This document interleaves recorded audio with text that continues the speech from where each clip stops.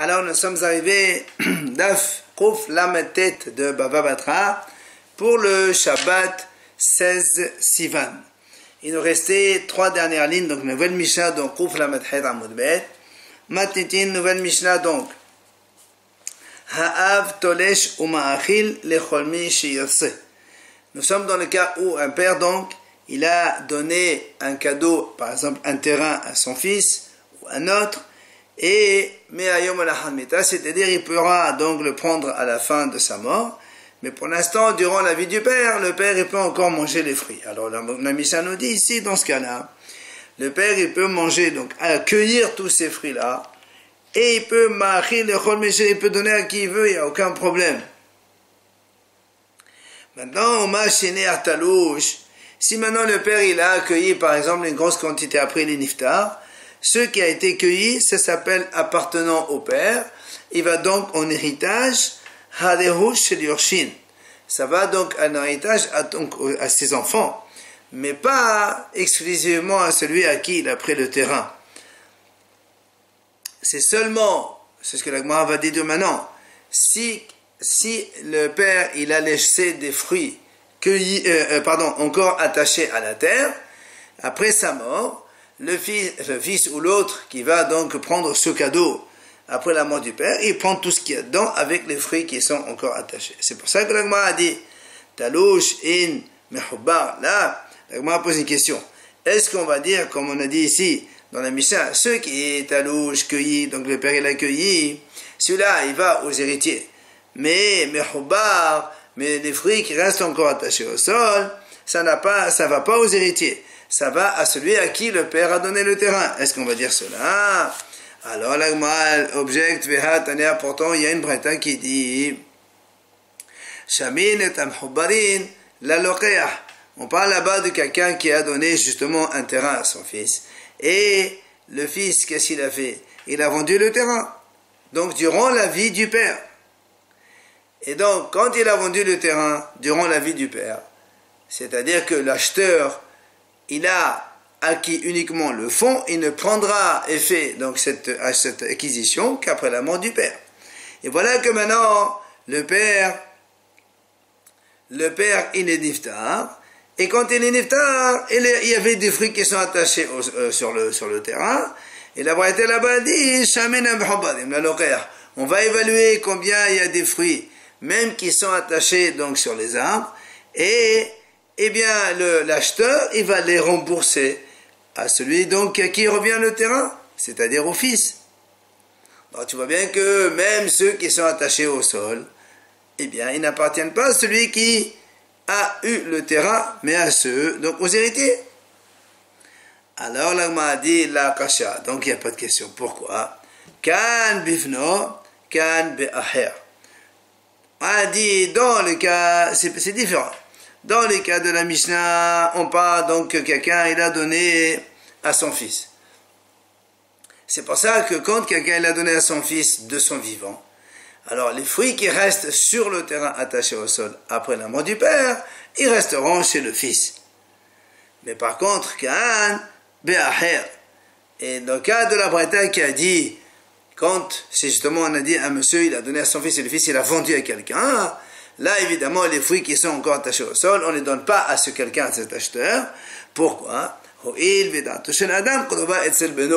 Parce qu'un homme, il est bien sûr proche de son fils, et donc il pardonne plus à son fils quand ils sont encore sur l'arbre, mais pas un étranger. C'est pour ça que les fruits qui sont sur le terrain, à la mort du père, on doit les donc évaluer et les retirer de cet acheteur. Matiti nouvelle Mishnah. Là on parle donc dans la Mishnah où un homme il est mort de façon normale et il a laissé des biens sans rien dire à personne. Et donc ce sont donc des héritiers qui vont hériter cet argent-là. Voilà donc le monsieur quand il est niftar, il a laissé des garçons, des grands et des petits. La Mishnah dit la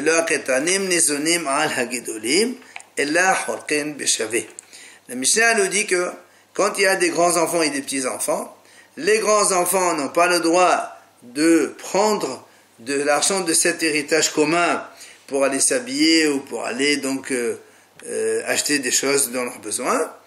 Et les petits non plus n'ont pas le droit de prendre dans cet héritage commun pour manger. Alors qu'est-ce qu'on fait? On partage d'abord à égalité à tous les enfants, comme les lois de l'héritage de la Torah. Tous les garçons, éventuellement si un premier il aura le double, et après chacun il fait ce qu'il veut avec ce qui lui a été donné. La Mishnah nous dit ici maintenant les grands ils se sont mariés et donc ils ont pris de l'argent donc de l'héritage pour se marier. Les petits aussi ils devront prendre de l'argent dans cet héritage commun pour se marier. Maintenant,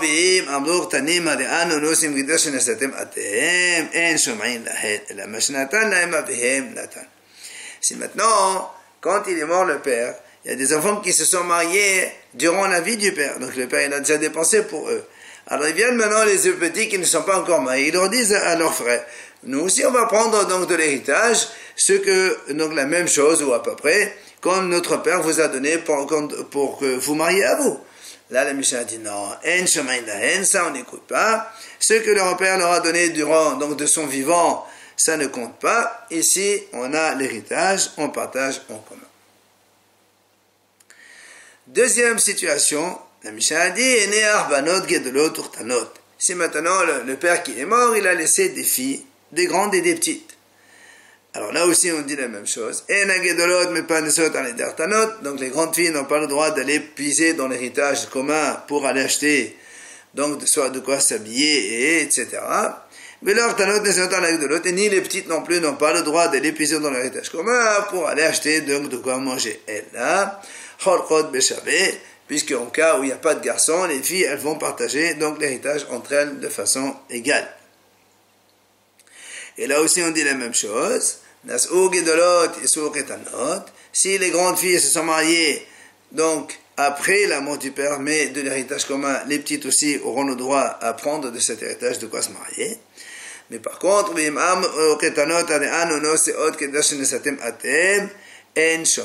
ici maintenant les petites filles elles disent à leurs grandes sœurs qui se sont mariées du vivant du père, nous aussi on a le droit de prendre donc quelque chose pour nous marier, ça on ne les écoute pas, comme on a dit tout à l'heure pour les garçons, ce que le père a donné de son vivant, il ne revient pas. Enfin la Mishnah conclut, il y a un seul élément qui est plus sévère chez les filles que chez les garçons, c'est quoi? C'est que chez Abanot, Nesonot ala banim, Nesonot ala banot. On a dit tout à l'heure, Habanot, Nesonot ala banim, c'est-à-dire que s'il y a des filles, il y a des garçons, eh bien les filles pourront puiser dans l'héritage pour se nourrir. Par contre, Nesonot ala banot. Mais s'il n'y a que des filles, des petites filles ne peuvent pas prendre de l'argent pour se nourrir sur le compte donc des grandes filles. Gmara amar Rava, hay gadol hay de la vache versée me bêta. Rava il dit comme ça, si un des grands frères, donc des héritiers, la vache il s'est habillé, il a acheté de quoi s'habiller, versé, donc il s'est couvert, mais bêta c'est-à-dire l'héritage commun. Ce qu'il a fait, il a fait, c'est bon. Alors il m'a dit je comprends pas.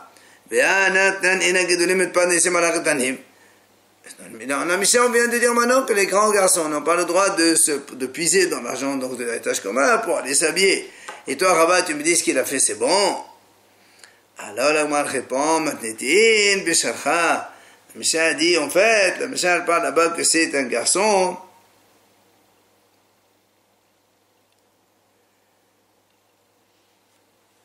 La Mishnah parle d'un garçon qui, Stam, il va pas. Parce que le cas de Rava, c'est quoi? C'est qu'un garçon, le grand de la famille, il s'habille bien, comme ça il peut aller un petit peu gérer donc les biens de ses frères, on va dire comme ça, il sera bien perçu par les autres. Mais ici, la Mishnah qui a dit il n'a pas le droit, on parle de quelqu'un qui fait rien du tout, il ne sait pas gérer, il ne sait faire rien, mais il prend des habits, il s'habille. Alors là, moi, a dit qu'est-ce que ça veut dire? Si c'est ça que tu as besoin de me le dire. Ah, là, m'a dit non. On m'a dit non parce qu'on aurait pu me dire que les frères ne seraient pas d'accord qu'un de leurs frères il soit comme ça mal habillé, tout ça. Et donc ils vont lui permettre de prendre un peu d'argent quand même. Que non, c'est pas ça. Tout le monde donc doit attendre pour donc départager l'héritage et personne n'a le droit de prendre de l'argent.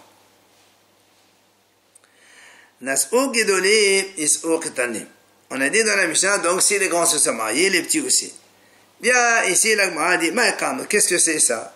Amar Rabuda, et Rabuda, il nous explique ce qu'on a dit, nous, dans la Mishnah. Voilà ce qu'il comprend. Si donc les grands se sont mariés après la mort de leur père, donc ils ont utilisé les frais de mariage du bien de l'héritage commun, alors, mais les petits aussi, ils auront le droit de prendre donc une somme égale pour se marier donc par la suite aussi du bien commun. Aval, mais si les grands ils se sont mariés mais seulement du vivant de leur père, maintenant les petits disent à leurs grands frères, nous aussi on va se marier comme vous, on va prendre de l'argent parce que vous aussi vous êtes mariés avec l'argent de notre père. Ça, on n'écoute pas. Et la machinata, ce qu'il a donné leur père pendant sa vie, c'est déjà donné, on ne revient plus. Et les arbanot, gedolot, rotanot, on a dit dans la Mishnah, c'est un homme, donc il a laissé de grandes filles, des petites filles, la même chose qu'on a vu avec les garçons. Shalar le Avou Bagniva le Rava. Donc, Avou, fils de Gniva, il a envoyé à Rava la question suivante. Il a Medeno Rabin. Réponds-nous. Si l'avta, une femme, elle a emprunté de l'argent, et donc elle a mangé. Ensuite, et après elle est partie se marier. Alors, il lui dit la question, elle est, est-ce que le mari il est considéré comme un acheteur ou un héritier des biens de sa femme? C'est-à-dire, c'est quoi le problème?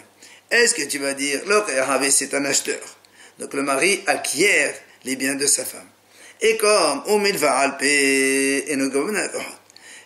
la femme, quand elle a emprunté, c'était une dette orale. Une dette orale, on n'a pas le droit d'aller la saisir sur des biens, donc, du mari qui a récupéré les biens de sa femme, bien sûr, qu'elle a hérité de son père. Le mari, il est considéré comme un acquéreur, du coup, une dette orale, on ne peut pas la chercher chez lui. Odilma, ou bien, deuxième hypothèse, Yoresh Havé. Le mari, c'est un héritier dans le bien de sa femme. Alors, s'il est héritier, alors, dans ces cas-là, même une dette orale, on va aller la chercher, c'est les héritiers. Et donc, c'est monsieur, celui qui a prêté l'argent à cette femme, il va aller prendre l'argent, c'est son mari. Alors, c'est quoi la réponse? Donc, ça, c'est la question, les deux thèses qu'on vient d'énoncer. Amalé, il vient et lui répond, Rava. Il lui dit, Tanina, nous avons vu dans notre Mishnah. Nas ogedolot et soretanot. Si les grandes se sont mariées, les petites aussi se marieront. Alors, il dit, Rava, il dit, qu'est-ce que ça veut dire ça? Maï, l'âme, nas ogedolot et baal. N'est-ce pas que ça veut dire que si les grandes se sont mariées à un mari, alors les petites ils vont récupérer l'argent que ces filles ont pris de leur mari, et tu vois donc il a un statut d'héritier. La Gemara dit non, là c'est pas comme ça qu'il faut comprendre. Comme les grandes se sont mariées, alors les filles aussi ont le droit de se marier du bien de l'héritage commun après la mort de leur père. Alors ça, donc ça n'a rien à voir avec notre question. Alors Madini, comment tu peux me dire ça? Pourtant dans la préta de Rabbi, c'est marqué. C'est marqué là-bas que si les grandes elles se sont mariées, alors les petites elles vont se faire rembourser. Donc miba de ce mari-là. Et donc tu vois bien que le mari il a un statut d'héritier. Alors l'Agma dit non. Il dit, c'est pas pareil. Quand est-ce que nous on dit une dette orale, on ne va pas la prendre chez les éventuels acquéreurs, parce qu'une dette orale, personne n'est au courant. Mais là, quand il y a une parnassa, une femme qui se marie, alors il s'agit de la parnassa des filles pour aller se marier, etc. Et ça, tout le monde est au courant. C'est pas une c'est une et c'est pour ça qu'ils peuvent aller la chercher chez le Baal, bien que le Baal n'a pas statut donc de héritier, mais seulement d'acquéreur. Donc on ne répond pas à la question. Amal et papa est là-bas. Il vient à papa, alors il lui dit à Rabba, il dit, mais qu'est-ce que tu poses la question? Là-bas, il me dit, la ville Magaté, n'est-ce pas? La réponse, on la trouve dans ce qu'il a envoyé Ravin dans sa lettre. Qu'est-ce qu'il a dit, Ravin? Il a dit, Mi Shemet, si un homme, il est mort. Veneach Almana Ovat, il a laissé une veuve et une fille. Alors, Almana, Nezonet Menechassa. C'est normal, ça c'est les conditions. La veuve, elle se nourrit des biens que le mari a laissés. Neset Habat, si maintenant la fille qui est la seule héritière, elle se marie, et donc, quand elle se marie, tous les biens ils passent à son mari. Almana don, Nezonet Menechassa. L'almana, elle continue à se nourrir de ces biens-là que le mari il a pris. Maintenant, Metahabat, si la fille elle est morte, qu'est-ce qu'on fait dans ces cas-là?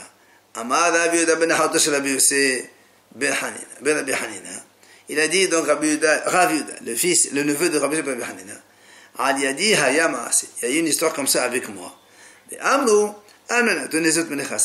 C'est-à-dire que même si la fille elle est morte, eh bien les biens ils sont chez le mari. Cette veuve-là, elle peut aller chercher les biens chez ce mari-là. Donc tu vois bien que quoi, et si tu me dis que le mari, donc il a un statut d'héritier, c'est pour ça que la veuve, elle peut aller prendre encore de l'argent pour se nourrir. Mais elle a, mais si tu dis que le mari, il a un statut d'acquéreur, comment la femme, elle peut aller prendre l'argent chez les acquéreurs? Nous, on sait que la veuve ne peut jamais prendre, on ne va pas aller chez les acquéreurs pour nourrir une veuve. Donc, tu es obligé de dire, c'est un statut d'héritier qu'il a le mari. Amar Abaye, il a dit Abaye. Et là, il lui dit à Rabab, et ici Rabin, il n'a pas envoyé cette lettre, et donc cette réponse. Nous, on ne le savait pas. Il y a une Mishnah déjà qui dit, Elohim she'en chazin bayovel. Voilà les terrains qui ne retournent pas dans les Yovel. Dans les Yovel, tous ceux qui achètent des terrains doivent le rendre à leur propriétaire. Il dit comme ça, Habechora, celui qui a pris la part de double part, donc un premier-né qui a pris la part, celle-là, elle ne retourne pas chez les autres frères après, donc le Yovel. Et celui qui hérite de sa femme. Donc tu vois bien que si celui qui hérite de sa femme, il ne rend pas les terrains à leur propriétaire, mashma, c'est que ce n'est pas un acquéreur, c'est un héritier, parce que si c'est un acquéreur, c'est un acheteur. L'acheteur, il est obligé de rendre. Amal, alors il vient Rabat, il lui objecte, il lui dit, mais qu'est-ce que tu dis? Et même si tu dis que Rabbi l'a envoyé comme ça, mais tu crois que c'est aussi, c'est confirmé que c'est ça que le mari a le statut d'héritier. Pourtant, nous on a vu. Rabbi Hanina, il a dit, dans Usha on a instauré.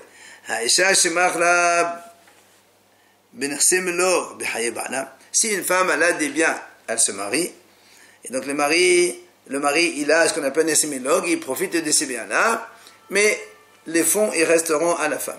Si maintenant cette femme elle vend les biens Behayebana, donc elle peut vendre ses biens, mais avec un risque. L'acheteur il achète ça, il y a un risque. Soit le mari il meurt et la femme elle prend, donc dans ce cas-là il peut prendre des terrains qu'il a achetés chez la femme.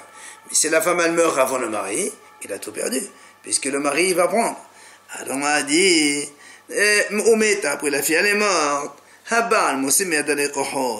le mari, il a le droit de saisir les biens. Imagine de Réhouven, il a acheté chez cette femme un terrain, et la femme elle est morte avant son mari.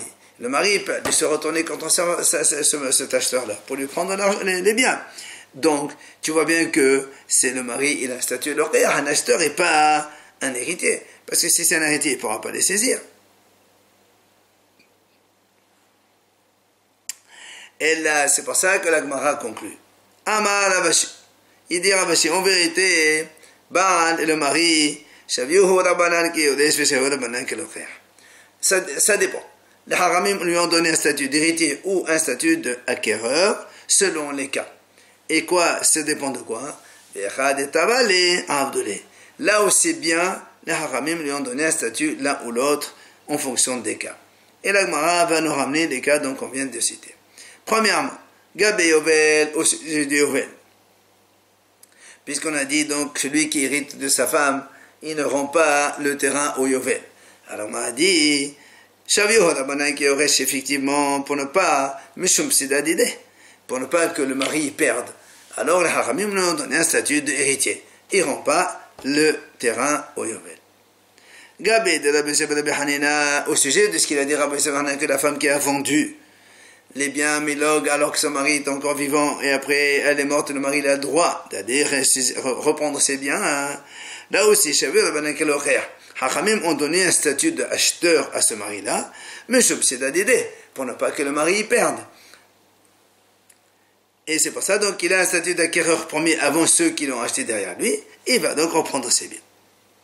Gabé de Ravine, maintenant le cas de Ravine qui a dit qu'avec la veuve et la fille, que la veuve a le droit d'aller prendre l'argent chez le mari, même si sa fille elle est morte.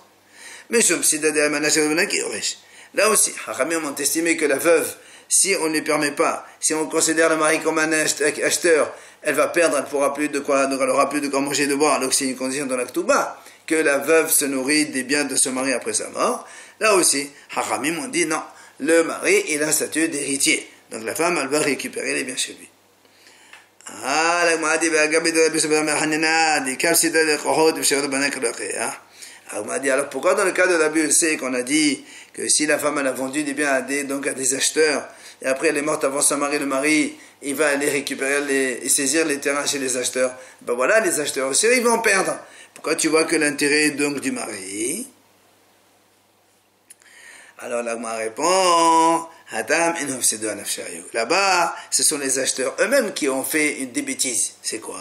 Tu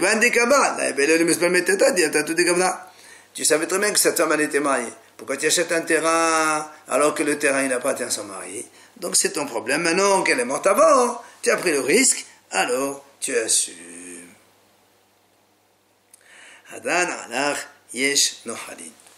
On va donc prendre maintenant la nouvelle Mishnah. Mishemet. Banim Uvanot. La Mishnah nous dit, voilà, quelqu'un il est mort donc, un homme il est mort de façon normale. Banim Uvanot, il a laissé donc des garçons et des filles. Comment ça se passe au niveau de l'héritage? Nous on sait que les garçons ils vont hériter, ça c'est certain. Mais alors, s'il y a des petites filles, comment elles font pour se nourrir? Voilà ce que nous dit la Mishnah. Bisman she'anechasim merobin. Si les biens que le défunt il a laissés, ils sont assez nombreux. Alors là, Habanim Yeshua Abanot Izono. Donc les garçons, ils vont hériter donc les biens, et les filles, elles, ils vont se nourrir de ces biens-là. Voilà ce que dit donc la Mishnah. Maintenant, si maintenant il n'a pas laissé beaucoup de biens, qu'est-ce qu'on fait? La Mishnah a dit, Habanot Izono. Les filles, elles prennent cet argent pour se nourrir. Mais les enfants, les garçons, eux, ils vont aller demander la staka, donc au niveau, donc chez les gens. Admon, Omer, il vient, Admon, il dit quoi? Parce que je suis un garçon, alors je suis perdant, alors que normalement c'est moi qui suis l'héritier. Donc Admon n'est pas d'accord que les filles, elles se nourrissent et les enfants, ils font la staka. Lui, il voudrait la même chose. Amar Rabban Gamliel, Rabban Gamliel dit, bah écoute, moi je vois, c'est logique ce qu'il dit Admon, il a raison. Ça c'est notre Mishnah. Viens maintenant la Gemara, elle dit, quand on a dit s'il y a des biens assez conséquents, donc les garçons ils héritent et les filles se nourrissent. Qu'est-ce qu'on appelle des biens nombreux, assez conséquents? Amar Rabida, Amar Rav, qui dit, il a dit d'un grave dans le nom de Rav. C'est quoi bien nombreux? C'est que quand les garçons et les filles peuvent se nourrir de ces biens-là pendant 12 mois. Et Rabbi Yehuda dit, quand j'ai dit ça devant Shmuel, Amar, il a dit, c'est vrai, c'est Rabban Gamliel Barabi, le fils de Rabbi, qui a dit effectivement, c'est bien nombreux, c'est quoi? C'est lorsque les enfants peuvent se nourrir pendant un an. Aval. Hachamim, ils disent non. Il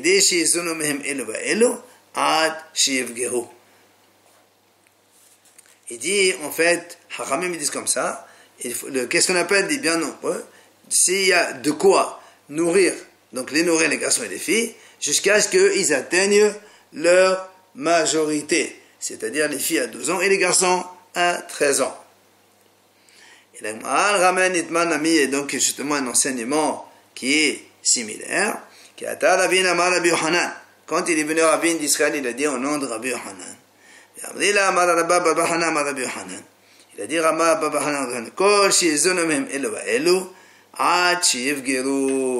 Il a dit justement qu'est-ce qu'on appelle nombreux.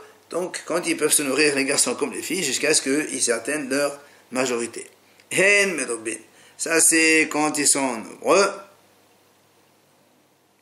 Pahot mikan hada ilmuatin. C'est ça ce qu'on appelle donc des biens conséquents. Moins que cela, ça s'appelle mu'atin et on fait donc ce qui est marqué dans la Mishnah.